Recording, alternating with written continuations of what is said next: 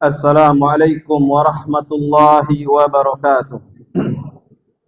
Innal hamdalillah nahmaduhu wa nasta'inuhu wa nastaghfiruh wa na'udzu billahi min shururi anfusina wa min sayyiati a'malina. May yahdihillahu fala mudilla lahu wa may yudlil fala hadiya lahu. Ashhadu an la ilaha illallah wahdahu la syarika lahu wa ashhadu anna Muhammadan abduhu wa rasuluh sallallahu alaihi wa ala alihi wa ashabihi wa man sara ala nahjihi wa tamassaka bi sunnatihi ila yaumiddin wa sallama tasliman katsira. Ya ayyuhalladzina amanu taqullaha haqqa tuqatih wa la tamutunna illa wa antum muslimun. Ya ayyuhan nasu taqu rabbakumul ladzi khalaqakum min nafsin wahidah وخلق منها زوجها وبث منهما رجالا كثيرا ونساء واتقوا الله الذي تساءلون به والأرحام إن الله كان عليكم رقيبا. يا أيها الذين آمنوا اتقوا الله وقولوا قولا سديدا يصلح لكم أعمالكم ويغفر لكم ذنوبكم ومن يطع الله ورسوله وقد فاز فوزا عظيما. أما بعد فإن أصدق الحديث كتاب الله وخير الهدي هدي محمد صلى الله عليه وسلم وشر الأمور محدثاتها وكل محدثة بدعة وكل بدعة ضلالة وكل ضلالة في النار. Ma'asyiral muslimin wal muslimat yang semoga senantiasa dimuliakan oleh Allah Subhanahu wa taala. Alhamdulillah, malam hari ini kita kembali melanjutkan kajian Kitabul Jami' dari kitab Bulughul Maram, dan malam hari ini kita membaca beberapa hadis dari Babul Birri Wasilah, bab yang menjelaskan tentang albir, berbakti dan menghubungkan tali silaturahmi. Malam hari ini kita baca hadis 1269. Qala al-muallif rahimahullah, berkata penulis, semoga Allah merahmatinya, wa an Anas radhiyallahu anhu anin Nabi sallallahu alaihi wasallam qala walladhi nafsi biyadihi la yu'minu 'abdun hatta yuhibba li jarihi ma yuhibbu li nafsihi, muttafaq alaih. Dari Anas radhiyallahu anhu dari Nabi sallallahu alaihi wasallam, beliau bersabda, demi yang jiwaku berada di tangannya, tidaklah seorang hamba beriman sehingga dia mencintai untuk tetangganya apa yang dia cintai untuk dirinya. Muttafaq alaih. Hadis disepakati oleh Imam Bukhari dan Muslim. Berarti hadisnya riwayat Bukhari dan Muslim. Hadis yang pendek, tapi di dalamnya banyak pelajaran berharga yang bisa kita petik. Di antaranya pelajaran pertama, hakul jar ala jarihi kabirun jiddan. Hadis ini menjelaskan hak tetangga terhadap tetangganya besar sekali di dalam Islam. Sehingga Allah Subhanahu wa taala menyebutkan di dalam surat An-Nisa ayat 36. Allah berfirman, wa'budullaha wa la tusyriku bihi syai'a, dan beribadahlah engkau kepada Allah dan jangan kamu sekutukan Allah dengan sesuatu pun. Ini perintah Allah kepada manusia agar beribadah hanya kepada Allah dan tidak mensekutukannya dengan sesuatu pun. Kemudian Allah iringkan dengan beberapa perintah yang lainnya. Wabil walidaini ihsana, dan berbuat baiklah kepada kedua orang tua. Wabidhil qurba, dan dengan karib kerabat. Wal yatama wal masakin, dan terhadap anak-anak yatim dan orang-orang miskin. Wal jari dzil qurba, dan terhadap tetangga yang memiliki hubungan kerabat. Wal jaril junub, dan tetangga yang hubungannya jauh, baik jauh hubungannya atau jauh posisi rumahnya. Wasahibi bil jam, dan teman sejawat. Wa ibnis sabil, dan ibnu sabil, orang yang dalam perjalanan. Wa ma malakat aimanukum, dan hamba sahaya, budak-budak hamba saya yang engkau miliki. Innallaha la yuhibbu man kana mukhtalan fakhura. Allah tidak menyukai orang-orang yang sombong lagi berbangga-bangga. Allah tidak menyukainya. Di ayat ini Allah memerintahkan berbuat baik kepada kedua orang tua, kepada karib kerabat, kepada anak yatim, kepada orang-orang miskin, kemudian kepada tetangga, baik yang ada hubungan kerabat maupun yang tidak ada hubungan kekeluargaan. Para ulama menyatakan ini menunjukkan berbuat baik ke tetangga itu memiliki kedudukan yang tinggi di sisi Allah Subhanahu wa taala, sehingga Allah iringkan perintahnya dengan perintah beribadah kepada Allah dan larangan mensekutukan Allah. Ini juga menandakan menyakiti tetangga memiliki larangan yang juga sangat besar di dalam Islam. Kemudian di antara pelajaran yang juga dipetik dari hadis ini bahwasanya hadis ini tegas menyebutkan menafikan keimanan. Apa maksudnya menafikan keimanan? Menyatakan hilangnya iman seseorang. Yang bagaimana maksudnya? Karena dalam hadis ini Rasulullah mengatakan la yu'minu, tidak beriman. Jadi secara zahir hadis ini jelas dan tegas menafikan keimanan dari seorang hamba jika dia tidak mencintai untuk tetangganya apa yang dia cintai untuk dirinya. Bayangkan begitu besar hak tetangga, sampai-sampai barang siapa di antara orang-orang yang beriman tidak menyukai untuk tetangganya seperti yang dia cintai untuk dirinya, maka Allah nafikan keimanannya. Apa maksudnya Allah nafikan keimanannya? Apakah memang hilang keimanannya? Apakah dia tidak beriman? Apakah orang-orang yang menyakiti tetangganya gugur keimanannya? Maka di sini penulis mengatakan awalal ulama, para ulama memalingkan maksud dari nafyul iman tersebut, memalingkan maknanya. Secara bahasa artinya hilang iman. Tapi apakah seperti itu? Maka para ulama menafikan keimanan di sini maksudnya menafikan sempurnanya iman. Berarti la yu'minu abdun, tidak sempurna, bukan tidak beriman sama sekali, tidak beriman dengan iman yang sempurna seorang hamba yang tidak menyukai, mencintai untuk tetangganya seperti yang dia cintai untuk dirinya. Maka maksud tidak beriman di sini bukan berarti dia kafir. Dan ini juga sebagaimana sama maknanya di dalam hadis-hadis yang lainnya, yang ada kalimat la yu'minu berarti bukan berarti kafir. Seperti hadis yang lain yang mengatakan la yu'minu ahadukum hatta yuhibba li akhi ma yuhibbu li nafsi. Tidak beriman salah seorang di antara kamu sampai dia mencintai untuk saudaranya sebagaimana yang dia cintai untuk dirinya. Maksudnya di sini bukan hilang imannya sama sekali, tapi hilang kesempurnaan imannya. Maka tak seorang pun dari ulama ahlus sunnah yang menyatakan orang-orang yang berbuat buruk terhadap tetangga itu kafir. Tak seorang pun menyatakan demikian. Tapi orang-orang yang tidak berbuat baik, tidak bersikap baik ke tetangganya, bahkan bersikap buruk, berbuat buruk, dia tidak sempurna imannya sebagaimana orang-orang yang kalau bersikap baik pada tetangga, tentu lebih sempurna dan lebih tinggi keimanannya dalam masalah ini. Nah, ini maksudnya kalimat Rasulullah la yu'minu abdun, tidak beriman seorang hamba. Berarti maknanya tidak beriman dengan iman yang sempurna, bukan tidak beriman sama sekali. Barang siapa yang ingin sempurna imannya, berbuat baiklah ke tetangga. Karena kalau berbuat buruk ke tetangga atau tidak mencintai kebaikan untuk tetangga, maka ini bisa sebagai perusak keimanan. Sehingga iman orang-orang yang berbuat buruk ke tetangga lebih rendah daripada keimanan orang-orang yang selalu berbuat baik ke tetangganya. Dan itu jelas karena Islam meyakini atau Ahlussunnah meyakini iman itu bertambah dan berkurang. Bertambah dengan ketaatan, berkurang dengan maksiat. Berbuat baik ke tetangga itu ketaatan. Sedangkan berbuat buruk ke tetangga itu maksiat. Maka ketaatan akan membuat bertambahnya iman.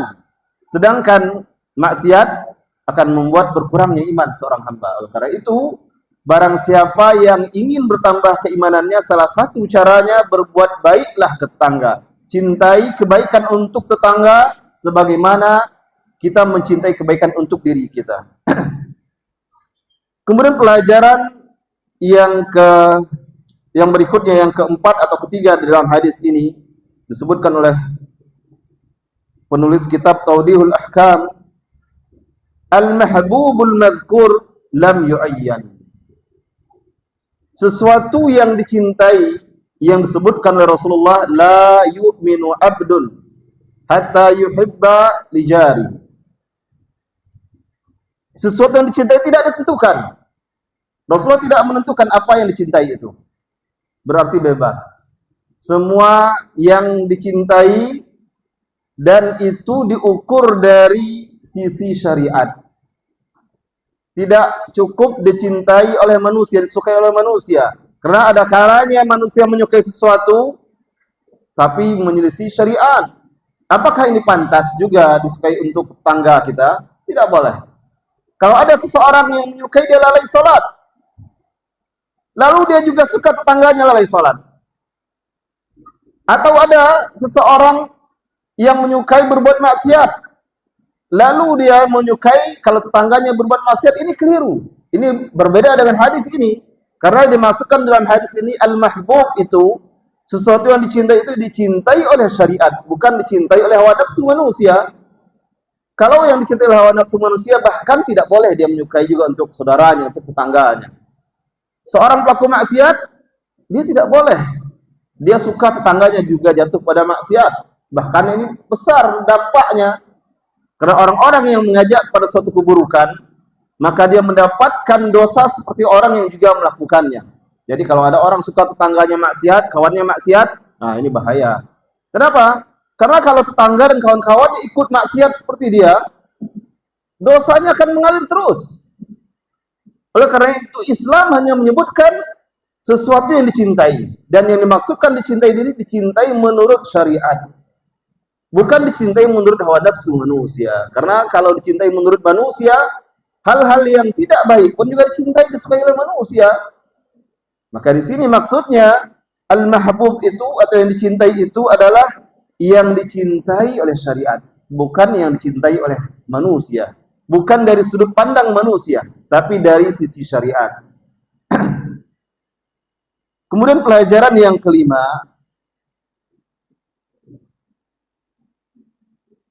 al-jar, yang dimaksud dengan al-jar artinya tetangga. Di dalam hadis tersebut umum mencakup semua orang. Yang dimaksudkan dalam hadis tersebut umum. Tidak hanya tetangga, misalnya kerabat saja, atau tetangga yang satu suku saja, atau tetangga yang sama-sama bekerja, tidak. Ini umum. Baik itu muslim maupun non-muslim, itu masuk dalam kalimat tetangga. Ketika Rasul mengatakan tidak beriman dengan iman yang sempurna seorang hamba yang tidak menyukai untuk tetangganya sebagaimana yang dia sukai untuk dirinya. Maka maksud tetangga tersebut umum. Kalau tetangga kita yang non-muslim, maka kita ingin dia menjadi seorang muslim, seorang mukmin. Itu yang kita inginkan darinya. Kita mukmin, kita beriman kepada Allah, kita ingin, kita suka kalau diri kita diselamatkan dari neraka Allah, maka kita juga ingin kalau tetangga-tetangga kita yang masih belum beriman kepada Allah, belum memeluk Islam, ingin juga dia memeluk Islam. Kalau tetangga-tetangga itu orang-orang yang sudah beriman, sesama muslim, tentu kita ingin kebaikan-kebaikan yang lainnya pada mereka. Maka penulis di sini mengatakan, tetangga itu maksudnya umum. Baik itu muslim, kafir, fasik, atau orang yang siddiq atau sadiq artinya teman yang jujur, yang benar pertemanannya, atau al-adu atau musuh. Ada kalanya tetangga itu musuh sebenarnya. Wal qarib atau qarib kerabat, wal ajnabi atau orang lain, maka semuanya selama itu dalam kategori tetangga, baik secara syariat atau secara urf maksudnya kebiasaan. Yang dimaksud tetangga itu tidak ada patokan batas tertentu. Sebab kebiasaan di suatu tempat berbeda-beda. Contoh, kalau di daerah yang tanah halaman rumahnya luas, Tidak bisa digunakan patokan rumah yang bersebelahan. Sebelahnya masih tanah, kosong. Orang-orang yang mungkin kalau di Trans dahulu itu dapat bagian tanah yang luas, rumahnya di tengah-tengah, tetangga jauh lagi, berapa ratus meter lagi baru ada rumah lain. Nah, itu juga tetangga, tidak mesti yang di sebelah rumah. Jadi tidak ada patokan khusus dari sisi jarak. Harus di sebelah rumah kita, tidak. Tapi orang-orang yang terdekat dari kita, walaupun mungkin jaraknya 500 meter, atau mungkin sebagian, kalau daerah-daerah yang berjauhan, rumahnya mungkin lebih jauh dari itu, tetap itu tetangga namanya. Yang dekat, maka lebih lagi haknya. Kalau yang rumahnya bersebelahan dengan rumah kita, bahkan satu tembok, itu lebih besar lagi haknya. Kemudian datang atau disebutkan di dalam hadis riwayat Tabrani dari Jabir, Rasulullah bersabda, al-jarul kafir lahu haqqul jiwar. Nah, di sini disebutkan tetangga itu ada 3 jenis. Tetangga yang kafir punya hak bertetangga saja. Kalau di sebelah tetangga atau rumah di sebelah non-muslim, Nasrani, dia punya hak sebagai tetangga. Kalau yang dia muslim, tetangga muslim, dia punya 2 hak. Hak sebagai tetangga dan hak sebagai seorang muslim. Kalau dia tetangga muslim dan punya hubungan kerabat, keluarga, berarti dia punya 3 hak. Hak sebagai tetangga, hak sebagai seorang muslim, hak sebagai kerabat. Dan yang seperti ini jauh lebih kuat haknya. Jauh lebih kuat karena memiliki 3 hak. Tapi semua orang-orang ini tetap memiliki hak terhadap seorang muslim.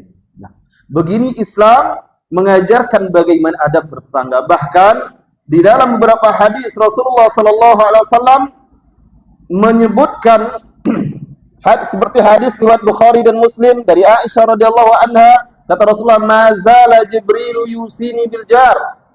Jibril senantiasa mewasiatkan kepadaku agar berbuat baik kepada tetangga. Hatta dhanantu annahu sayuwarrithu. Sampai-sampai aku mengira tetangga itu akan mewarisi atau mendapat warisan dari tetangga yang lainnya.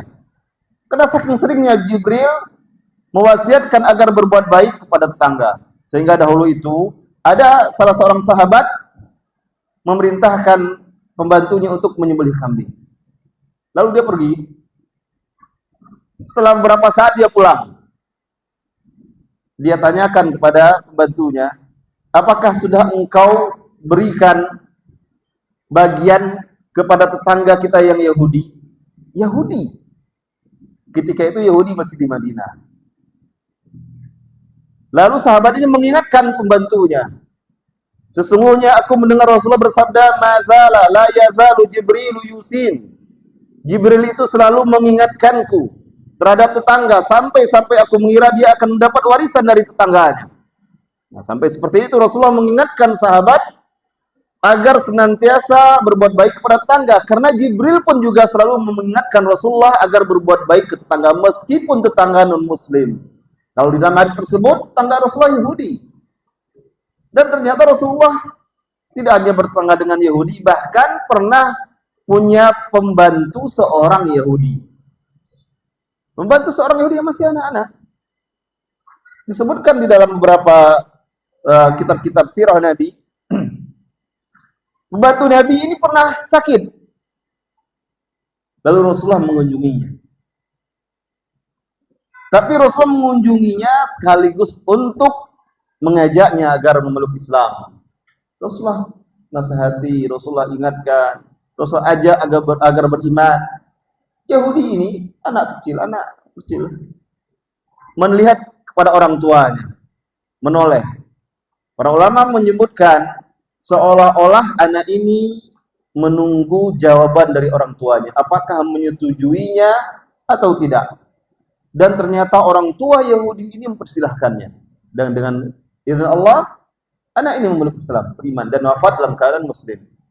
Sedangkan ayahnya tidak disebutkan dalam kisah tersebut, dalam riwayat tersebut apakah beriman atau tidak. Tapi Yahudi dari masa dahulu memang terkenal khianat. Ya. Salah satu sifat mereka yang sangat baik itu adalah khianat. Sifat Yahudi salah satunya sering tidak menepati janji terhadap orang-orang beriman. Contoh, ketika Rasulullah bersama sahabatnya hijrah ke Madinah, Yahudi itu tetangga mereka di Madinah, sama-sama mendiami kota Madinah.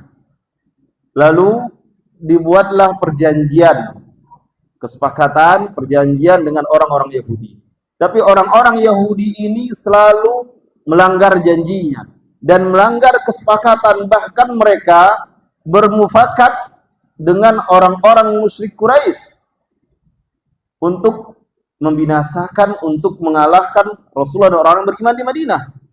Lalu akhirnya diusir dari Madinah karena terlalu sering berkhianat, diusir. Kemudian mereka menempati Khaybar.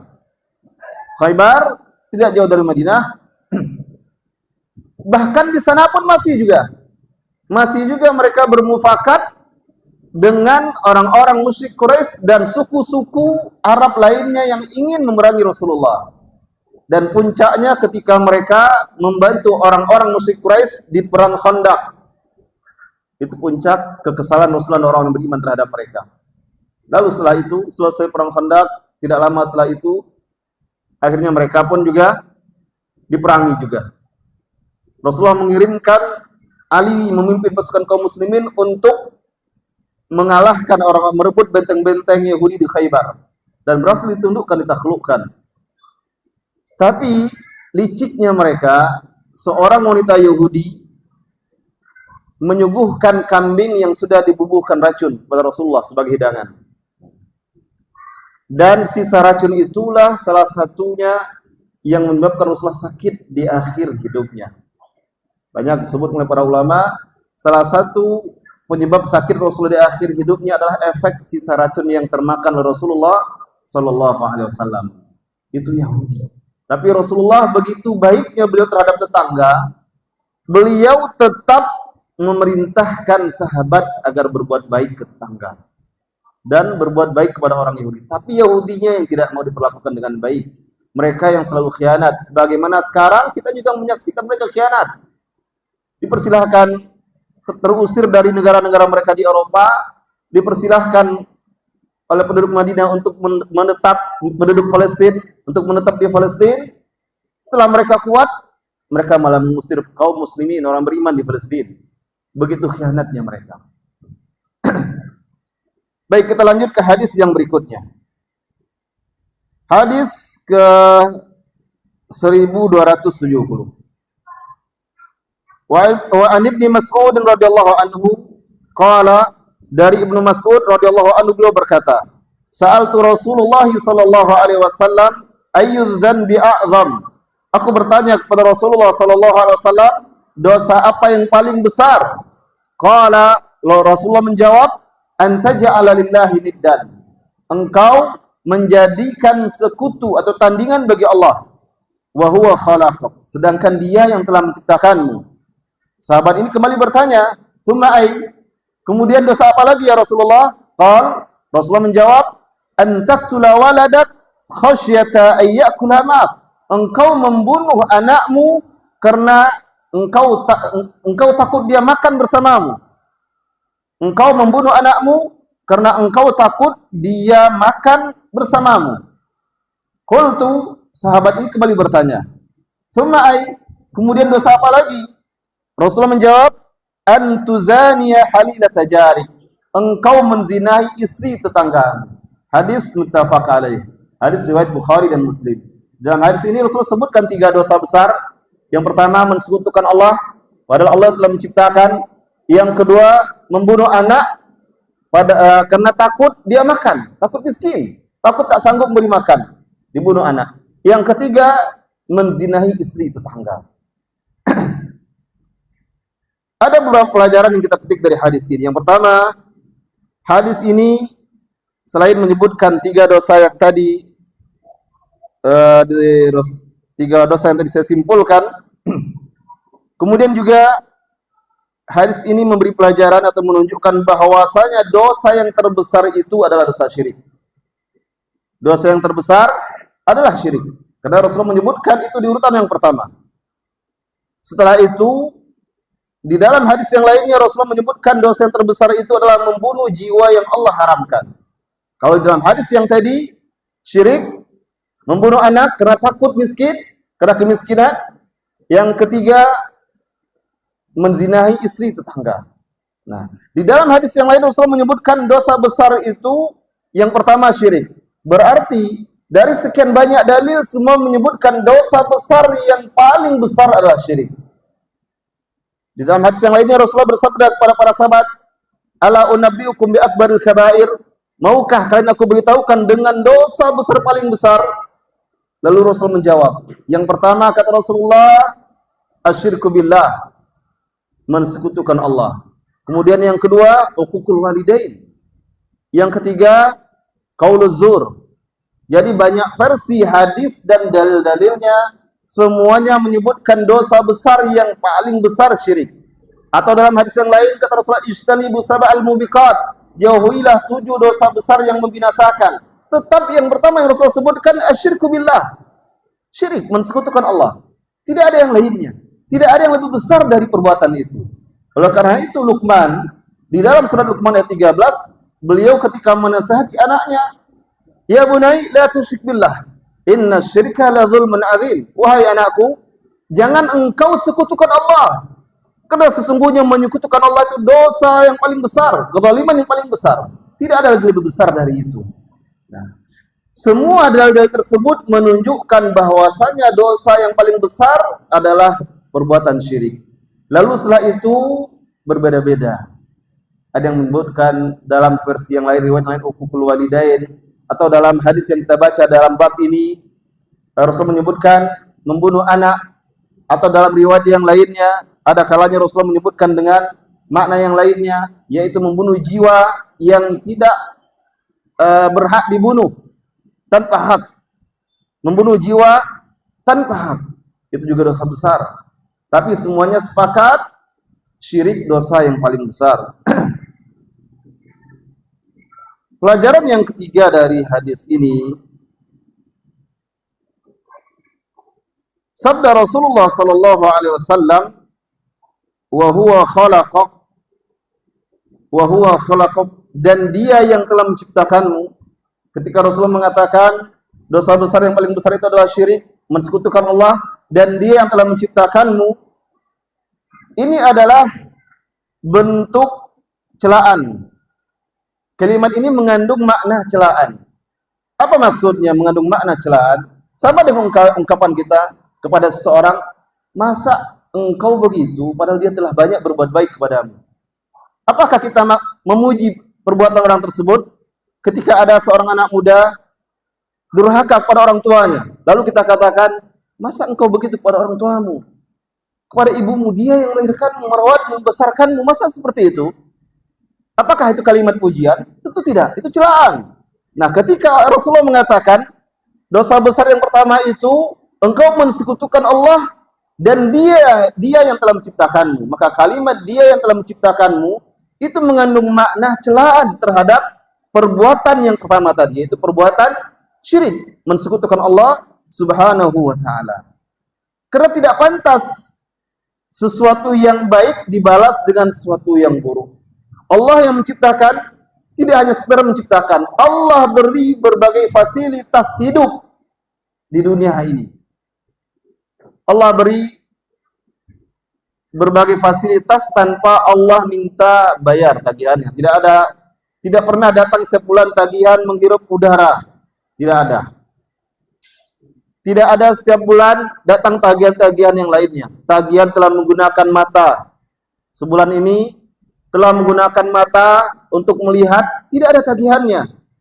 Tidak ada tagihan, sudah berapa kilo kaki digunakan berjalan, tidak ada tagihannya. Semua Allah berikan cuma-cuma. Allah hanya minta satu dari hambanya, yaitu beribadah dengan Allah dan tidak mensekutukannya dengan sesuatu pun. Maka ketika ada seorang hamba, Allah ciptakan dengan sebaik-baiknya rupa, lalu Allah berikan berbagai fasilitas hidup, Allah berikan berbagai kenikmatan untuk hidupnya, lalu dia mensekutukan Allah, ini dosa besar paling besar. Orang yang tidak pandai bersyukur kepada Allah. Kalau kepada manusia saja, hal yang seperti itu perbuatan tercela, apalagi kepada Allah Subhanahu wa taala. Seorang yang sudah berkawan lama, yang salah satunya mungkin banyak membantu yang satu. Maka ketika yang satu ini khianat atau membalas kebaikan kawannya dengan keburukan, maka saya yakin tidak akan ada orang-orang yang memujinya. Tidak akan ada orang-orang yang membenarkan sikapnya. Malah sebaliknya, mencelanya atau minimal mengingatkannya, janganlah seperti itu. Dia telah banyak berbuat baik kepadamu. Walaupun mungkin yang berbuat baik ini tidak meminta balasan dan sebagainya, tapi orang-orang lain ketika melihat atau mengetahui pasti akan berusaha mengingatkan agar yang banyak dibantu ini tidak membalas kebaikan kawannya dengan keburukan. Begitu juga seharusnya kepada Allah.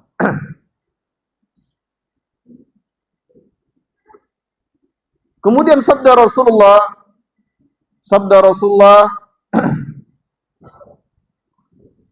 jam berapa masuk Isya? 20, lewat 20? Masih lama? Masih ya. Ya. Kemudian sabda Rasulullah, "An taqtul walada khasyata ya'kul ma'a." Engkau membunuh anakmu karena takut makan bersamamu.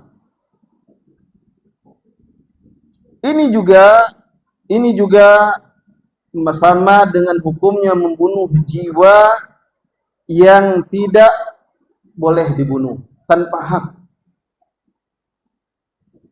Di dalam syariat kita, seseorang itu boleh dihilangkan nyawanya dengan 3 alasan. Seorang mukmin tentunya dengan 3 alasan. Tapi yang menegakkannya adalah penguasa, bukan sembarangan orang saja. Yang pertama, kata Rasulullah, at-thayyibuz zani, orang yang telah menikah tapi dia berzina. Nah, itu dihukum rajam.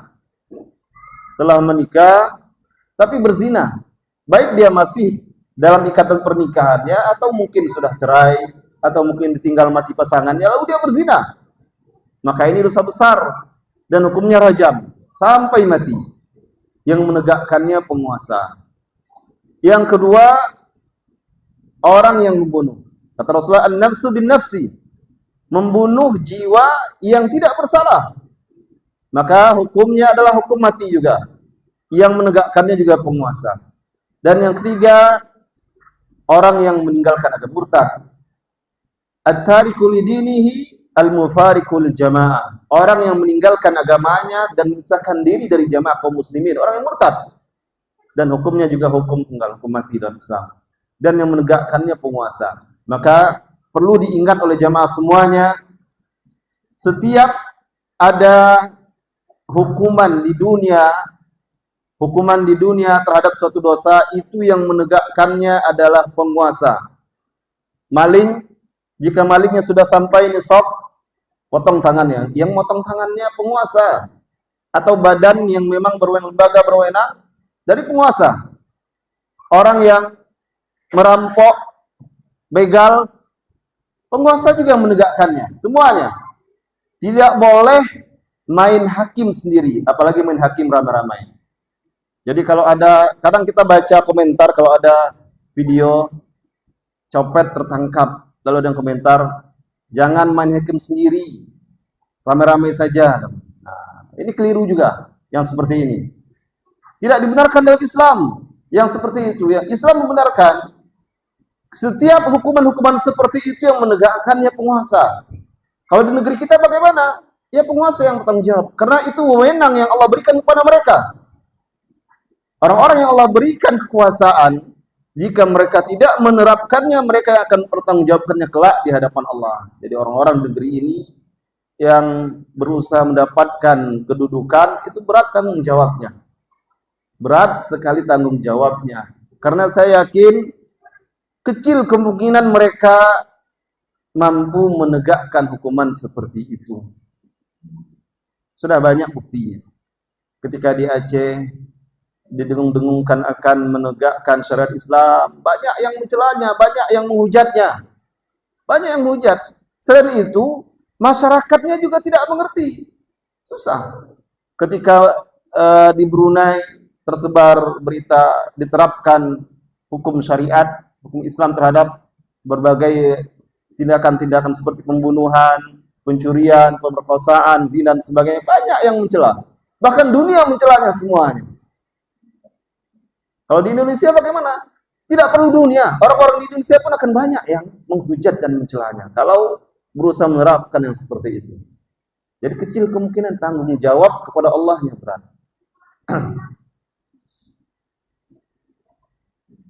Kemudian sabda Rasulullah SAW yang mengatakan, dosa besar yang kedua itu engkau membunuh anakmu karena takut dia makan bersamamu. Ini juga Allah ingatkan di dalam surat Al-Isra ayat 31. Allah berfirman, "Wala taqtulu auladakum khasyata imlaq." Jangan kalian bunuh anak-anak kalian karena takut miskin. Tidak boleh. Allah melarangnya. Nahnu narzuquhum wa iyyakum. Kami yang memberi rezeki mereka dan yang memberi rezeki kalian. Jadi Allah yang mengingatkan manusia, kalau betul-betul yakin dengan Allah, Allah yang menciptakan, maka jangan sampai membunuh anak.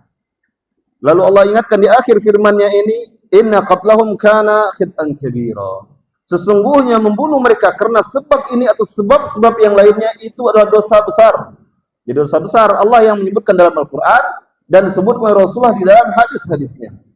Maka kalau ada orang-orang takut memiliki anak, apalagi ketika gencar-gencarnya dahulu itu program KB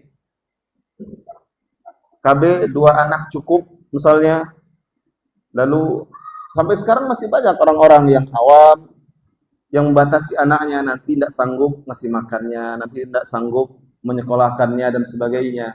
Banyak orang-orang pertimbangan seperti itu. Lalu setelah mendapat hidayah dari Allah, usia sudah mulai uzur, tidak bisa nambah anak lagi. Kadang muncul penyesalan. Cuma punya anak satu-satunya, muncul penyesalan. Dan itu sering terlihat orang-orang yang anaknya 1, 2, sudah besar anaknya mencar kemana-mana. Tinggallah orang tuanya di rumah, berdua. Anaknya, tapi kalau yang anaknya banyak, selalu ada anak yang ikut di rumah, yang bersama orang tuanya di rumah. Tapi yang anaknya cuma 1, kadang tinggal orang tua saja, atau 2 anaknya tinggal orang tua saja di rumah. Bahkan kadang kalau banyak pun juga seperti itu. Juga kalau anak sudah besar-besar, kemana-mana. Tidak usah jauh-jauh. Contoh, saya sendiri bersaudara itu 7, 8 sebenarnya yang paling tua sudah meninggal. Tapi setelah besar-besar berkeluarga semuanya, tidak lagi mau di rumah. Orang tua buat rumah besar-besar. Dibuat rumah, kamarnya sampai 5. Sampai seperti itu, tujuannya untuk anak-anaknya. Anak-anak kalau sudah berkeluarga, tentu punya dunia masing-masing. Nah, kadang orang tua diajak, orang tua tidak pula mau. Semua akan merasakannya. Setelah menjadi orang tua, apalagi orang tua yang sudah 50 tahun ke atas, otomatis rata-rata anaknya juga sudah dewasa. Sudah ada yang dewasa. Yang dewasa ini kadang sudah punya dunia yang berbeda lagi. Sudah punya dunia berbeda, jarang di rumah. Contoh saja, anak-anak yang orang-orang tua yang anaknya sudah di pesantren, sepi mungkin di rumah. Apalagi semua anaknya di pesantren semua. Punya anak 2, 3 di pesantren semuanya. Tinggallah dia berdua di rumah. Sepi terasa. Terasa ramai lagi kalau anaknya pulang. Itu contoh yang mudah kita cerna. Kadang-kadang sebagian orang, alasan yang mereka utarakan kenapa anaknya 1 atau 2, kami ini orang susah. Ini berdua ini saja sudah susah kami biayai sekolahnya.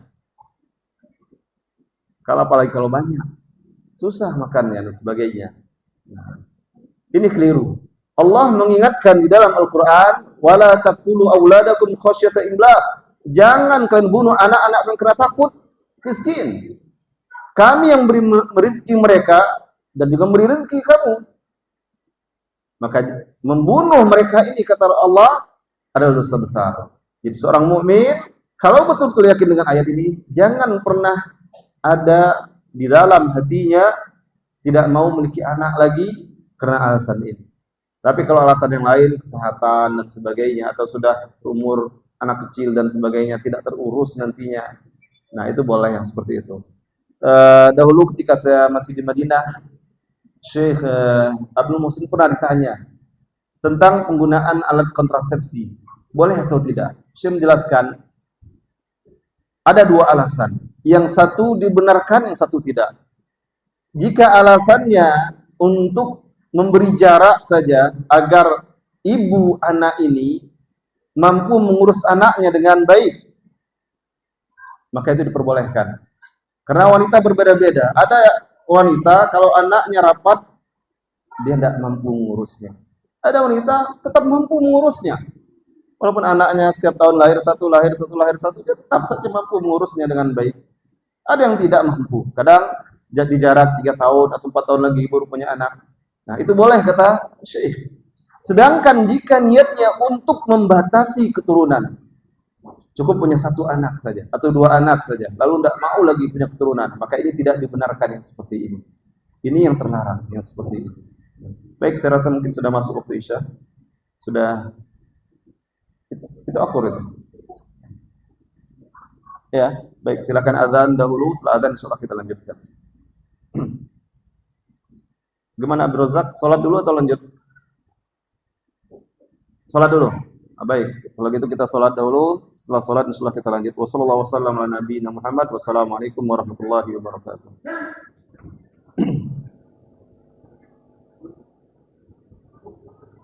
Bismillah, alhamdulillah, wassalatu wassalamu ala Rasulillah wa ala alihi wa ashabihi wa man walah, amma ba'd.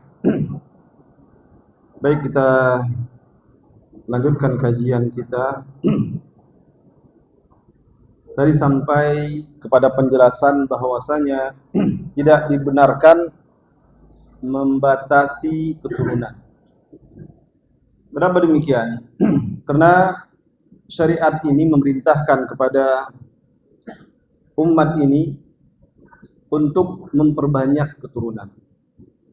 Kalau membatasi keturunan, jelas berarti bertentangan dengan apa yang diperintahkan oleh syariat. Syekh bin Baz rahimahullah pernah ditanya tentang hukum tahdidun nasal, membatasi keturunan. Dalam bahasa Arab disebut tahdidun nasal, membatasi keturunan. Lalu beliau menjawab, la yajuzu tahdidun nasal, tidak boleh membatasi keturunan. Maksud di sini tidak boleh tanpa ada uzur secara medis.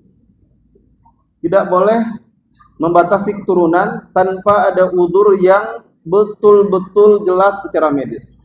Contoh, banyak beberapa kasus yang terjadi hanya faktor rasa takut, trauma dan sebagainya. Nah, ini tidak bisa dijadikan alasan. Tapi kalau secara medis, setelah dilakukan pemeriksaan dan sudah terbukti beberapa kali, seperti saya langsung pernah bertemu dengan ada orang-orang yang ketika terjadi kehamilan selalu berdampak buruk, maka seperti ini boleh. Kalau memang medis mengatakan sebaiknya tidak hamil lagi, nah, itu boleh seperti itu untuk menghentikan kehamilan. Tapi jika tidak ada alasan, hanya karena mungkin faktor-faktor yang lain yang terlalu dipaksakan saja, tidak mau capek, tidak mau repot dan sebagainya, maka ini tidak dibenarkan. Syekh mengatakan di sini di fatwa beliau ini, la yajuzu tahdidun nasl, tidak boleh membatasi keturunan. Bal yanbaghi lirrajuli wal mar'ati al-hirsu 'ala al-mazid min adh-dhurriyyah. Bahkan wajib atau sudah seharusnya bagi laki-laki dan wanita untuk bersemangat dan memiliki keinginan yang kuat untuk memperbanyak keturunan. Nah, ini yang disebut oleh Syekh. Lalu Syekh berdalil dengan hadis Rasulullah sallallahu alaihi wasallam, kata beliau, karena Rasulullah bersabda, tazawwajul waludal wadud. Nikahilah wanita-wanita al-walud yang banyak keturunannya. Dan itu bisa diketahui dari keluarganya. Wanita-wanita yang banyak keturunan, lihat dia berapa bersaudara, kemudian ibunya berapa bersaudara, lihat lagi dari keturunan atau lihat dari saudara dia yang sudah berkeluarga, itu bisa diketahui. Besar kemungkinan dia juga wanita yang subur dan banyak keturunannya. Maka Rasulullah mengatakan tazawwajul walud al-wadud. Wanita-wanita yang banyak keturunannya dan juga penyayang. Ini yang Rasulullah perintahkan. Fa inni mukatsirun bikumul umam. Fa inni mukatsirun bikumul anbiya. Dalam lafaz yang lainnya, fa inni mukatsirun bikumul umam yaumal qiyamah. Karena sesungguhnya kata Rasulullah, saya akan bangga dengan banyaknya kalian di hadapan nabi-nabi yang lain dan di hadapan umat-umat yang lain. Saya akan bangga. Itu salah satu hikmahnya. Dan Rasulullah memerintahkannya tazawwaj, perintah, dan perintah hukum asalnya menunjukkan wajib. Kecuali jika ada sebab-sebab yang lainnya, udzur-udzur yang menyebabkan seseorang tidak diperkenankan memiliki keturunan lagi. Misal sudah sekali, 2 kali, 3 kali punya anak, apalagi melalui operasi sesar, lalu menurut medis tidak boleh lagi. Tapi ada yang pernah melakukannya, kata medis tidak boleh. Kalau nanti hamil lagi, ini akan membahayakan ibu, karena rahimnya sudah sangat tipis, sudah sering dioperasi. Jadi dokter menyarankan diangkat rahimnya. Tapi si suami dan si istri mengambil kesimpulan diikat saja. Yang istri diikat saluran telurnya, suami diikat saluran rahimnya. Apa tujuannya? Kalau seandainya kan dokter memberikan kesimpulan berdasarkan kondisi seperti itu, boleh jadi setelah beberapa tahun, setelah dilakukan pemeriksaan kembali, sembuh total. Kalau sudah terlanjur diangkat, otomatis tidak akan bisa hamil lagi. Nah, dan itu terjadi setelah sekian tahun, akhirnya bisa hamil lagi, punya anak lagi. Sampai sekarang 5 anaknya. Ikhwan ini 5 anaknya. Dan tetangga saya dekat Ibnu Katsir. Padahal beberapa kali operasi. Tapi dokter kan menyimpulkan berdasarkan kondisi seperti itu. Allah Maha Kuasa. Allah bisa menyembuhkan, mampu. Tidak ada yang mustahil bagi Allah. Kalau Allah menghendaki kun, maka jadi apa yang Allah inginkan. Hari itu kata dokter ini tidak mungkin hamil lagi. Berbahaya. 3 tahun lagi boleh jadi dokter berubah setelah diperiksa. Oh, ini sembuh total. Tidak seperti yang dahulu. Dan bisa. Kalau sudah terlanjur dibuang, diangkat rahimnya, atau si suami telah terlanjur dipotong saluran spermanya, kan repot. Itu cuma diikat, bisa dilepas kembali. Dan ternyata dengan izin Allah dia bisa punya anak sampai 5. Itu berarti tidak mutlak kalau dokter mengatakan tidak bisa. Jadi dari pengalaman ikhwan itu, kalau kata dokter angkat rahimnya, sebaiknya pilih cara yang ditempuh oleh ikhwan itu. Tidak diangkat, diikat untuk mencegah kehamilan ketika itu. Karena ketika kondisi memang tidak memungkinkan hamil, maka sebaiknya jangan hamil. Tapi setelah beberapa tahun boleh jadi sembuh total dan bisa diperbolehkan lagi hamil dan sebagainya. Itu salah satu contoh kasus yang pernah terjadi, dan itu diperbolehkan kalau memang secara medis menyatakan sebaiknya jangan. Tapi orang-orang dahulu bagaimana? Orang-orang dahulu sebelum ada ilmu medis seperti sekarang, orang-orang yang memang tawakalnya luar biasa kepada Allah, bergantung dan berserah dirinya kepada Allah itu luar biasa. Kita tidak ada apa-apa dengan orang-orang dahulu. Sehingga mereka tidak pikir-pikir. Allah yang menciptakan, Allah yang menghendaki semuanya. Dan mereka serahkan kepada Allah. Bagaimanapun anak nanti yang lahir, mereka serahkan kepada Allah. Tidak ada, ini anak nanti bahaya. Ini kalau lahir nanti, tidak ada mereka. Yang penting, mereka terapkan apa yang Rasulullah sabdakan. Tazawwajul wadud dan wadud. Nikahilah wanita-wanita yang subur, banyak anak, lagi penyayang. Fa inni mukatsirun bikumul anbiya yaumal qiyamah. Atau dalam lafaz yang lain, fa inni mukatsirun bikumul umam yaumal qiyamah. Rasulullah bangga. Dan itu terbukti.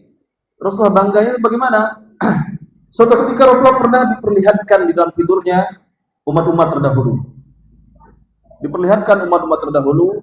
Lalu kata Rasulullah, ada Nabi wa ma'arrahtu. Nabi bersamanya hanya beberapa orang saja. Ar-rahtu itu dari 3 sampai 10. Bilangannya hanya berapa orang saja pengikutnya. Ada Nabi wa ma'ar rajul. Ada Nabi yang pengikutnya hanya 1 atau 2 orang saja. Wa nabiyyu wa laysa ma'ahu ahad. Dan ada Nabi yang tidak ada pengikutnya. Diperlihatkan kepada Rasulullah. Lalu diperlihatkan kepada Rasulullah as-sawadul a'zam, orang dalam jumlah yang banyak. Kata Nabi, saya mengira itu umatku. Lalu ada suara yang berkata, itu adalah Musa dan umatnya. Umat Nabi Musa berarti juga banyak. Kemudian diperlihatkan lagi orang yang lebih banyak lagi jumlahnya, umat yang lebih banyak lagi. Lalu disebutkan, itulah umatmu. Wa minhum sab'una alfan yadkhuluna al-jannata bighairi hisab wala adzab. Dan 70.000 dari mereka kelak masuk surga tanpa hisab, tanpa azab. Hadis ini panjang dan seterusnya. Tapi di sini Rasulullah diperlihatkan di dalam mimpinya, dan mimpi Nabi, mimpi Rasul, mimpi yang hak. Umatnya banyak. Dan beliau juga menginginkan, beliau memerintahkan kepada umatnya agar memperbanyak keturunan. Tidak malah membatasinya. Dan ini menyelisihi anjuran dari Rasulullah sallallahu alaihi wasallam. Maka para ulama-ulama yang ditanya, Syekh Utsaimin juga demikian, ketika ditanya tentang tahdidun nasl, beliau jelas tegas mengatakan tidak diperbolehkan secara syariat, kecuali karena ada udzur-udzur tertentu. Kemudian lebih lengkap lagi, Syekh Muhammad bin Shalih Munajjid panjang, bahkan belum menukilkan banyak penjelasan para ulama. Kesimpulannya semuanya mengatakan tidak boleh membatasi keturunan. Kalau yang menggunakan kontrasepsi dalam rangka mengatur jarak hanya dengan alasan misalnya untuk memberikan kesempatan kepada si ibu merawat anaknya dengan baik, lalu setelah anaknya mungkin sudah bisa umur 3 tahun, 4 tahun, dia punya anak lagi. Kadang ada sebagian wanita kalau anaknya terlalu rapat, dia tidak bisa mengurusnya dengan baik. Nah, boleh menggunakan kontrasepsi untuk niatnya itu. Tapi kalau niatnya untuk membatasi keturunan, maka itu tidak dibenarkan oleh para ulama. Kecuali dengan uzur yang secara medis mengatakan tidak boleh lagi. Tidak boleh lagi. Itu boleh dia mengambil keputusan untuk tidak memiliki keturunan lagi. Ini yang berkaitan dengan masalah ini. Baik, kita lanjut ke hadis yang berikutnya. Hadis ke 1271. An Abdullah bin Umar, an Abdullah bin Amr bin Al-As radhiyallahu anhu, anna Rasulullah sallallahu alaihi wasallam qala, dari Abdullah bin Amr bin Al-As radhiyallahu anhu bahwasanya Rasulullah sallallahu alaihi wasallam bersabda, minal kaba'ir syatmur rajuli walidayhi. Salah satu dosa besar adalah seseorang mencela kedua orang tuanya.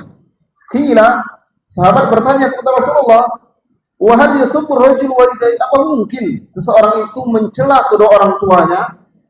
Lalu Rasulullah menjawab, na'am, ya, yasubbu abar rajul, seseorang mencela ayah orang tua lain, orang tua orang lain dicelanya. Fa yasubbu rajulu abah, maka laki-laki atau orang yang ayahnya tadi dicela membalas mencela ayah orang yang mencelanya. Maka kata Rasulullah, yang demikian itu fayasubu ummah, wa yasubu ummahu fayasubu ummah. Kemudian ada orang yang mencela ibu orang lain, lalu orang tersebut membalas mencela ibu orang yang mencelanya. Nah, itulah dia maknanya mencela kedua orang tua. Tidak langsung saja sudah dosa besar, apalagi kalau langsung. Hadis ini juga hadis sahih riwayat Bukhari dan Muslim. Beberapa pelajaran yang kita ambil dari hadis ini. Penulis mengatakan taqaddama bayanu huquqil walidain. Telah berlalu penjelasan tentang hak-hak kedua orang tua. Wa wujubu birrihima, dan wajibnya berbakti kepada kedua orang tua. Dan juga wajibnya berbuat baik kepada kedua orang tua. Kama taqaddama anna min akbaril kaba'ir uququhuma. Sebagaimana juga telah berlalu penjelasannya bahwasanya salah satu dosa besar adalah berbuat durhaka kepada kedua orang tua. Allah telah berfirman, "Fala taqul lahumā uffin wa la tanharhuma." Surat Al-Isra ayat 23. Jangan engkau ucapkan kepada orang tuamu uff.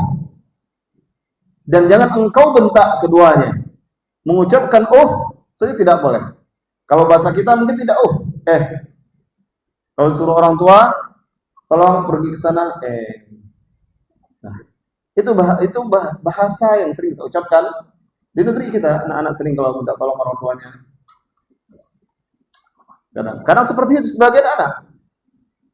Mungkin juga kita dahulu seperti itu, pernah melakukannya. Allah mengatakan wala taqul lahum uffin wala tanharhuma. Jangan engkau ucapkan kepada orang tuamu uff. Atau dan jangan juga engkau bentak keduanya. Kalau mengucapkan uff saja tidak boleh, apalagi membentaknya, apalagi memukulnya. Maka itu pun lebih besar dosanya dari hanya sekedar mengucapkan uff. Nah. Kemudian pelajaran yang kedua,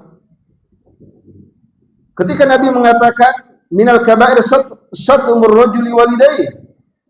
Di antara dosa besar seseorang mencela kedua orang tuanya. Sahabat heran. Lalu sahabat bertanya, apa mungkin seorang itu mencela kedua orang tuanya?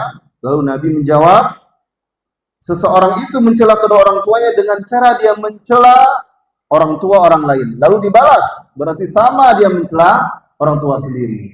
Karena dia yang menjadi sebab orang tuanya dicela. Kadang-kadang anak-anak kalau dengan kawan mainnya terjadi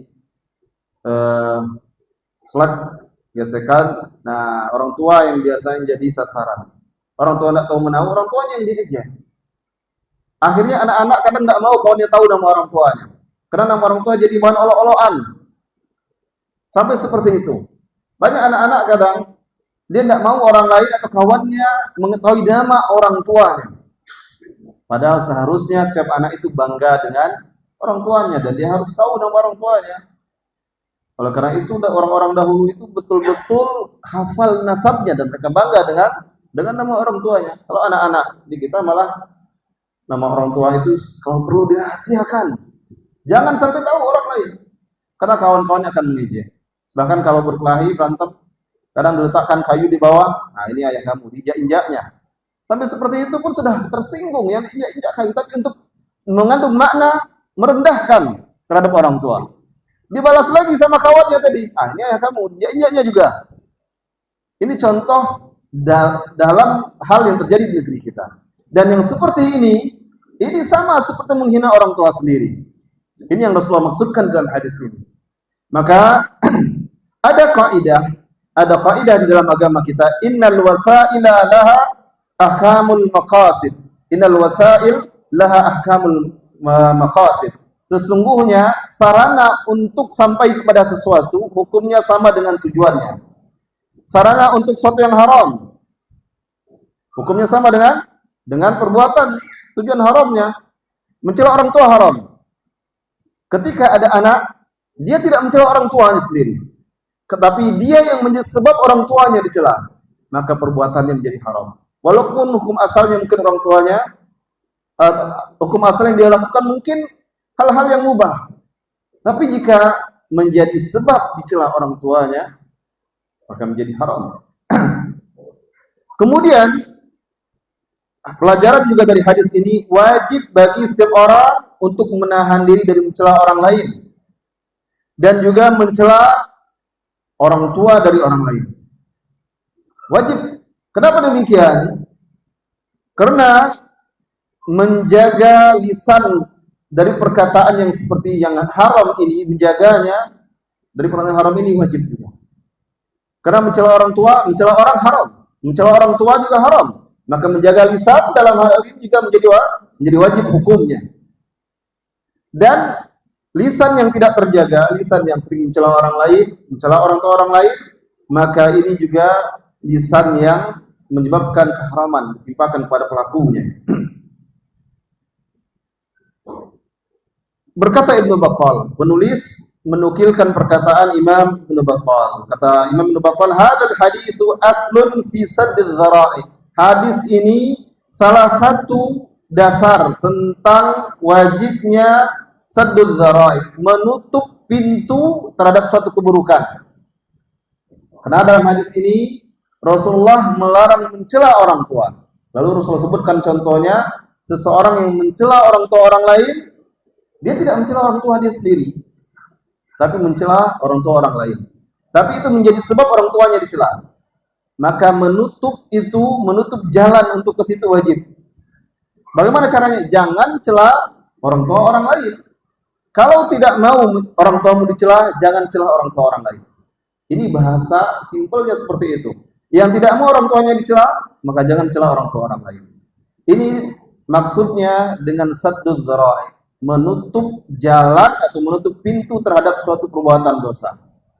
Agar tidak terjadi celah terhadap orang tua, jangan celah. Begitu juga dahulu ketika sebagian sahabat mencela Tuhan-Tuhan orang-orang musyrik. Lalu orang-orang musyrik membalas mencela Allah. Allah turunkan firman-Nya yang melarang hal tersebut. Allah berfirman, "Wala tasubbul ladzina yad'una min dunillah." Jangan kalian cela orang-orang yang menyeru pada selain Allah. Fa yasubbullaha adwan bighairi ilm. Maka mereka akan mencela Allah adwan, dengan penuh permusuhan tanpa dasar ilmu. Allah yang melarang. Berkata Syekh Abdurrahman As-Sa'di menjelaskan makna ayat ini, surat Al-An'am ayat 108. Ketika Allah mengatakan jangan kalian cela orang-orang yang menyeru selain Allah, karena mereka akan mencela Allah karena celaan kalian tersebut, akan membalasnya. Kata Syekh Sa'di, nahallahu al-mu'minina an amrin kana jaizan. Allah telah melarang orang-orang yang beriman dari perkara yang hukum asalnya boleh. Kita mencela Tuhan-Tuhan selain Allah, hukum asalnya boleh. Mencela berhala, mencela sesuatu yang disembah selain Allah, itu hukum asalnya boleh. Mencela syariat-syariat, hukum asalnya boleh. Akan tetapi kata Syekh, kata beliau di sini, nahallahu al-mu'min an amrin kana jaizan bal masyru'an fil asal. Allah melarang orang-orang beriman dari suatu perkara yang hukum asalnya boleh. Bahkan hukum asalnya itu disyariatkan. Disyariatkan kita mencela sesuatu yang disembah selain Allah Subhanahu wa taala.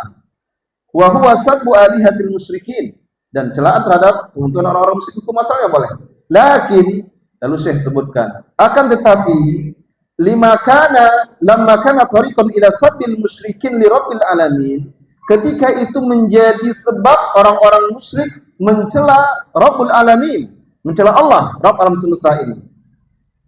Nahallahu anhu, maka Allah pun melarang dari perbuatan tersebut.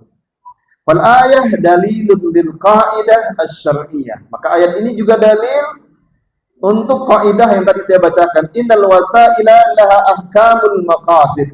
Sesungguhnya sesuatu yang menjadi sarana mengantarkan pada suatu tujuan, hukumnya sama. Hukumnya sama seperti tujuan. Kalau yang dituju itu sesuatu yang baik, maka sarananya juga hukumnya baik. Kalau sesuatu yang dituju itu sesuatu yang buruk, maka sarana yang digunakan hukumnya juga menjadi buruk. Pisau, hukum asalnya boleh. Tapi jika digunakan untuk membunuh orang tidak bersalah,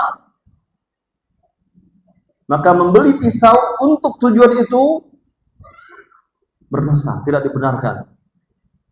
Pisau jika digunakan untuk menyembelih hewan sembelihan, ketika datang Idul Adha, butuh pisau sembelihan. Dibeli untuk itu. Maka hukumnya sama seperti hal tersebut, menjadi bagian dari ibadah tersebut juga. Karena kita diperintahkan mempersiapkan alat sembelih yang tajam. Ini menunjukkan sarana hukumnya sama dengan apa yang dituju. Dengan sarana tersebut. Sama mobil, kendaraan, mobil kalau dipakai ke tempat maksiat, maka hukumnya menjadi berubah. Suatu yang lain banyak sekali contoh-contohnya. Kendaraan kalau kita gunakan untuk ke pengajian, maka sama hukumnya. Dan jika tidak di kendaraan tersebut tidak memungkinkan untuk bisa hadir, maka hukumnya menjadi sesuatu yang dianjurkan, disyariatkan memilikinya dengan kemampuan yang berbeda-beda tentunya.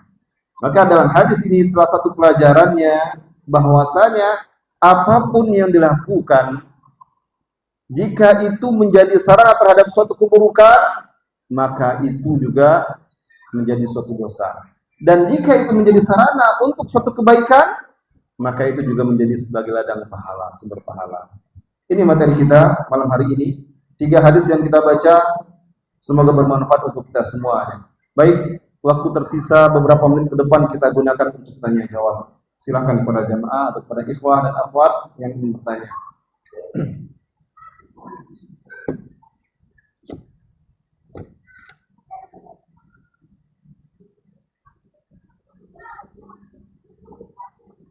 Assalamualaikum Ustaz, apa hukumnya ikut pemilu dan bekerja sebagai panitia pemilu? Waalaikumsalam warahmatullahi wabarakatuh. Dari beberapa penjelasan yang pernah saya dengar dari masyayikh. Ikut pemilu jika memang kondisinya mendatangkan maslahat. Ikut pemilu di sini bagaimana? Itu yang perlu dipastikan dahulu. Ikut langsung, terjun langsung, dan menyibukkan diri dengan hal-hal seperti itu, maka ini tidak dianjurkan. Tapi ketika ada calon, seperti yang sekarang ada beberapa calon, kemudian salah satu calonnya besar kemungkinan akan membawa maslahat untuk umat, untuk negeri, untuk kaum muslimin. Maksud, kalau pertanyaan yang maksud, apakah boleh ikut memilih? Nah, para ulama yang saya pernah dengar, silahkan. Tapi kalau ikut sampai ikut jadi tim suksesnya, menghabiskan waktu dengan hal-hal seperti itu, maka tidak dianjurkan. Allahu a'lam. Kalau bekerja sebagai panitia bagaimana, Ustaz? Kalau bekerja sebagai panitia, kalau yang menunjuknya penguasa dan mengharuskan setelah ditunjuk harus ikut, maka silahkan. Tapi kalau memang tidak, lalu kita yang menawarkan diri, sebaiknya jangan. Sebaiknya jangan untuk hal yang seperti itu. Ini yang bisa saya berikan jawaban dalam masalah Allah a'lam bishawab. Baik, mungkin ada pertanyaan yang lain. Waalaikumsalam warahmatullahi wabarakatuh. Tentang tetangga tadi, Ustaz. Ya. Itu sekiranya tetangga itu memusuhi kita, Ustaz. Itu gimana kita seharusnya? Misalnya mendiamkan kita, sering mengusik kita kan gitu. Itu sikap kita itu harusnya bagaimana? Baik. Cukup itu saja. Pertanyaan tentang tetangga. Bagaimana jika tetangga itu memusuhi kita, mendiamkan kita, tidak mau menyapa kita, kalau kita salam tidak dijawab, bahkan mungkin kalau bertemu memalingkan wajah, atau kalau dari jauh lagi sudah berpapasan, selagi dia masih bisa belok dan lain, dia belok dan lain, setelah tidak mau bertemu dan sebagainya. Bagaimana? Islam tetap mengajarkan kepada kita untuk berbuat baik, walau bagaimanapun tetangga kita. Karena yang ditanya itu kita. Perbuatan tetangga kita, apa yang dilakukan itu dia yang tanggung jawabkan kepada Allah. Setiap orang diperintahkan untuk berbuat baik kepada tetangganya, maka sikap baik kita akan menjadi sumber pahala bagi kita. Kalau memang dia mendolimi kita, maafkan saja, biarkan tetangga, dia yang akan bertanggung jawabkan kepada Allah. Salam tidak dibalasnya, kita dapat pahala salam, dan dia bertanggung jawabkan di hadapan Allah. Tidak membalas, tidak menjawab salam kita, menyapa, dia tidak menyahut, dia akan bertanggung jawabkan, sedangkan kita dapat pahala dari Allah. Tentang sikap baik kita terhadapnya dan memaafkan kezaliman orang lain itu adalah keutamaan yang sangat besar. Bahkan salah satu ciri-ciri orang-orang beriman yang Allah janjikan surga yang luasnya langit dan bumi adalah orang yang menahan emosinya dan memaafkan orang lain, yang mengendalikan emosi dan mengendalikan marah, memaafkan orang lain. Bahkan dalam hadis yang lain juga, hadis riwayat Ahmad, Rasulullah menyebutkan di surga itu ada pintu yang khusus untuk orang-orang yang memaafkan kezaliman orang lain terhadap dirinya. Kalau dengan tetangga yang seperti itu merasa terzalimi, tidak nyaman dan sebagainya, maafkan saja. Jadikan itu sebagai ladang pahala. Itu ajaran Rasulullah luar biasa terhadap bagaimana adab kita bertetangga dengan orang lain. Tetangga kita bersikap buruk, ya biarkan saja. Tidak akan merugikan dunia. Tidak akan merugikan kita. Kalau merugikan di dunia, tidak sanggup bertahan dengan tangga seperti itu, ya menjauh sih, seperti itu. Itu rumah saya tinggal di situ, Ustaz, sudah rumah sendiri. Sedangkan tetangga hanya ngontrak, Ustaz. Kadang mungkin akan muncul seperti itu. Saya tinggal di rumah sendiri, Ustaz. Tetangga itu sudah dia ngontrak, masa saya pula yang harus pergi? Nah, tentu ada banyak caranya dalam hidup bertetangga, apalagi kita di masyarakat. Bisa masalah-masalah yang terjadi bisa diselesaikan, cari penengah dan sebagainya. Dan biasanya orang-orang yang seperti itu tidak akan bertahan lama, apalagi dia bukan rumah sendiri. Kalau memang bukan rumah sendiri, tapi kalau memang sama-sama sudah rumah sendiri, ini yang susah. Tapi bersabar terhadap keburukan tetangga, memaafkannya, itu juga sebagai sumber pahala, insyaallah. Wallahu a'lam bishawab. Baik, silakan pertanyaan yang lain.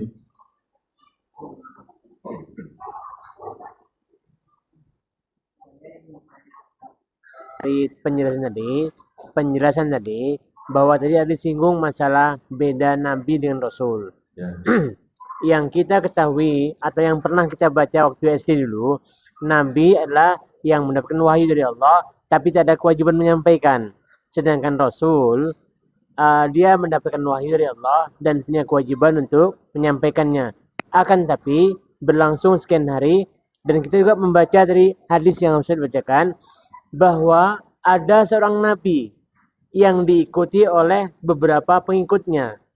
Ini menunjukkan bahwa, betul kan pesan ini ya, bahwa Nabi juga menyampaikan, buktinya ada pengikut. Nah, jadi yang benarnya yang mana saja? Apakah Nabi hanya berhak mendapatkan wahyu dan tidak menyampaikan, atau hanya Rasul saja? Terima kasih. Pertanyaan perbedaan Nabi dan Rasul. Nabi mendapatkan wahyu dari Allah, wahyu Nabi juga, tapi tidak membawa syariat yang baru. Dia menyampaikan, tapi tidak membawa syariat yang baru. Dia menyampaikan syariat Nabi yang ketika itu, Rasul yang ketika itu ada syariatnya apa? Ketika dia diutus, maka syariat itu yang dia sampaikan. Seperti itu. Sedangkan Rasul, setiap Rasul punya syariat yang berbeda-beda. Punya syariat yang berbeda-beda, tapi inti ajarannya sama. Nah, di antara mereka ada para nabi yang Allah utus, dan nabi-nabi itu tetap menyampaikan, mendakwahi kaumnya terhadap ajaran Allah, syariat yang ada ketika itu. Di antara misalnya Nabi Muhammad dan Nabi yang sebelumnya, Rasul Muhammad dan sebelumnya, ada nabi-nabi yang lain yang tidak Allah sebutkan namanya dan sebagainya. Mereka tetap mendakwahi kaumnya, tapi mereka tidak membawa syariat baru seperti itu. Nah, ini yang terjadi, dan ini yang lebih benar tentang makna perbedaannya. Kemudian di hadis Rasulullah tersebut, ketika Rasul menyebutkan makna Nabi, maka di situ mencakup makna Rasul. Itu termasuk lafaz. Jika disebutkan satu lafaz, maka mencakup maknanya. Muslim, contoh Muslim, maka dia termasuk mukmin. Kalau dikatakan kamu mukmin, ya mukmin, maka dia adalah Muslim. Tapi jika disebutkan seperti dalam hadis Jibril tentang Islam, iman, ihsan, maka memiliki makna yang berbeda-beda. Jika disebutkan Nabi, Rasul, maka memiliki makna yang berbeda. Tapi kalau Nabi, maksudnya adalah Nabi dan Rasul. Jika Rasul saja, maksudnya Nabi dan Rasul juga sudah mencakup makna itu. Itu adalah dua lafaz. Jika disebutkan dalam satu kalimat dengan satu lafaz, maka mencakup makna keduanya. Jika disebutkan dua lafaz tersebut, Nabi dan Rasul, maka memiliki makna-makna tersendiri. Sama juga dengan kalimat tadi Islam, iman, memiliki makna-makna yang berbeda. Tapi kalau Islam saja, maka maknanya sudah mencakup Islam dan iman. Kalau iman saja, mukmin, sudah mencakup Muslim dan mukmin. Sedangkan kalau disebutkan dua hal tersebut bersamaan, maka Islam maksudnya adalah sesuatu yang zahir, amalan zahir, iman maksudnya adalah amalan-amalan yang batin. Itu contoh kalimat yang penyebutannya berbeda dan maknanya berbeda jika disebutkan dalam seperempat kedua kalimatnya. Termasuk dalam hadis tadi, ada seorang nabi, dekatkan kepadaku seorang nabi, lalu ada pengikutnya. Dan memang nabi pun sebenarnya seperti itu juga. Nabi-nabi yang diutus, mereka juga ada pengikut, mereka juga berdakwah, tapi mereka tidak membawa syariat baru. Nah, ini yang dijelaskan oleh para ulama, dan ini yang paling benar atau paling dekat kebenaran terhadap makna yang seperti ini. Wallahu a'lam bishawab. Baik, silakan mungkin yang lain. Baik. Assalamualaikum warahmatullahi wabarakatuh. Waalaikumsalam warahmatullahi wabarakatuh. Terkait masalah membatasi anak tadi, Ustaz. Kalau misalnya kita membatasi karena takut karena memberikan makan, itu tidak dibolehkan, Ustaz ya. Kemudian sekarang ini muncul fitnah itu, Ustaz. Kalau misalnya alasan karena takut keterbatasan kemampuan mendidik gitu, Ustaz. Apa karena nanti kan kita di akhirat ditanya juga tentang anak gitu, Ustaz. Kalau misalnya kita tidak bisa mendidik menurut kita, kemampuan kita tidak bisa mendidik anak, menyekolahkan pun ke sekolah, rasanya dengan anak sekian banyak, rasanya tidak sanggup seperti itu, Ustaz. Kemudian kita, apakah ada itu termasuk ujur untuk membatasi anak gitu, atau solusi seperti itu? Jika pertanyaan tentang membatasi anak turunan, jika alasannya tidak sanggup mendidik, sanggup atau tidak sanggup itu baru diketahui setelah terjadi. Seseorang tidak mungkin mengatakan saya tidak sanggup, sedangkan dia belum punya anak. Kalau mendidik, tidak sanggup menyekolahkan, itu setelah berapa tahun baru terjadi. Nah, seorang mukmin ketika dia tahu syariat ini memerintahkan untuk memperbanyak keturunan, tentu sebaiknya dia sudah merencanakan semuanya. Kalau nanti saya ingin anak saya nanti TK-nya di sana, biayanya sekian. SD-nya nanti, SD itu biayanya sekian. Pesantrennya atau sekolah selanjutnya sana sini. Berarti kan sudah ada penggambaran. Dia tidak mungkin mengatakan tidak sanggup. Kalau dia katakan tidak sanggup, berarti dia sudah mendahului janji Allah. Kalau belum dia lalui, belum dia jalani. Dan ketika dilalui dan tidak sanggup, pasti ada solusi lain. Pasti ada solusi lain. Yang sering terjadi itu, seseorang menyatakan tidak sanggup sebelum dia menjalaninya. Akhirnya dia mengambil keputusan, anak cukup 1 atau 2 saja. Apalagi kalau sudah dapat sepasang, biasanya udahlah, tidak mau lagi. Tapi selagi masih belum dapat lagi sepasang, nah, anak pertama laki-laki, kedua laki-laki, ketiga laki-laki. Selalu diusahakan dapat anak perempuan. Akhirnya sampai sudah masa tidak lagi bisa punya anak, tetap saja. Kalau Allah belum menghendaki, tetap saja. Tapi seperti itulah manusia. Jadi itu yang pertama berkaitan kesanggupan. Tidak dikatakan tidak sanggup kalau sebelum dia menjalaninya. Baru dikatakan tidak sanggup setelah menjalaninya.